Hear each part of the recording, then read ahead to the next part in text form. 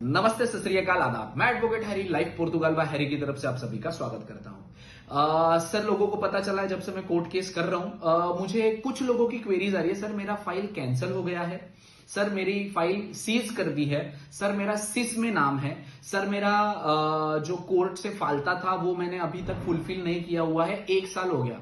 Sir, इन सारे सवालों के जवाब इस वीडियो में है, ध्यान से सुनिएगा प्लीज, इट्स एन रिक्वेस्ट।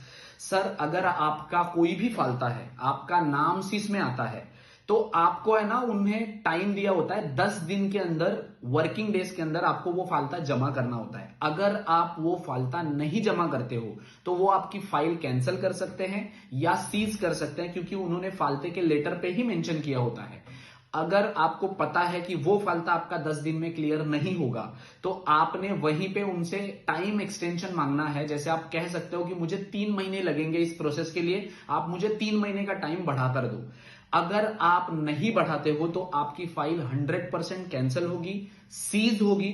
तो मैं आप सभी से रिक्वेस्ट करूंगा कि आप टाइम एक्सटेंशन तुरंत ले लिया करो। अगर आपका टाइम से पहले नहीं भी आता है और आपको और टाइम चाहिए होता है, तो आप एडवोकेट कीजिए या आईमा में खुद विजिट कीजिए और उनसे बोलो कि आपका टाइम एक्सटेंड करवा के दें। क्योंकि अगर आप एक्सटेंड नहीं करवाते हो आईमा से आपका टाइम, वो आपका फाइल कैंसिल कर सकते हैं, 100% कर सकते हैं। अगेन, आपकी फाइल कैंसिल होने के बाद और सीज होने के बाद आप लोग छोड़ देते हो कि मेरी फाइल कैंसिल हो गई है, सीज हो गई, और 1 साल के बाद आते हो कि सर इसमें कुछ कर सकते हैं। नहीं कर सकते।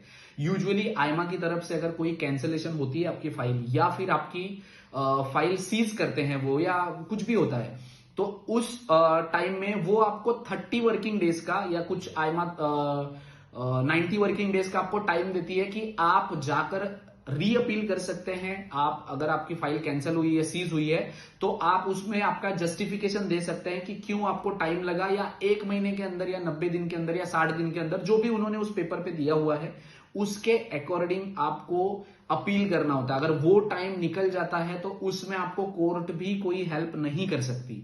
तो उसके बाद आप 3 महीने बाद, 4 महीने बाद आओगे, सर जी हमने एक्शन नहीं लिया, मेरे पास डॉक्यूमेंट नहीं था, सर सीस से नाम नहीं हटा था इसलिए हम गए नहीं।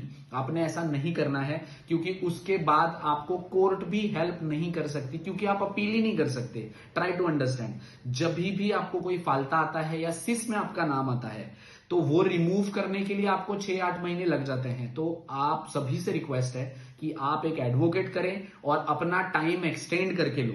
अगर टाइम एक्सटेंड हो जाता है तो आपके पास टाइम होता है कि आप उतना टाइम वहां पे डाल के, आपका जब फाइनल रिजल्ट आ जाता है तो वो डॉक्यूमेंट्स आप सबमिट कर सको आईमा में, ताकि आप क्लेम कर सको। और अगर आपका सीज भी होता है और फाइल कैंसिल भी होती है, उस सिचुएशन में भी आपके पास 1 महीना होता है, तुरंत के तुरंत जाके किसी भी एडवोकेट से मिलना है और आपने वो रीअपील कर देना है आपके केस में कि हमें कंटिन्यू करना है हमारे टीआरसी का प्रोसेस। ठीक है। इस रिलेटेड कोई भी डाउट हो, क्वेश्चन हो, तो आप वीडियो के नीचे कमेंट कर सकते हैं, आप व्हाट्सएप पर कॉल या मैसेज कर सकते हैं। Thank you so much.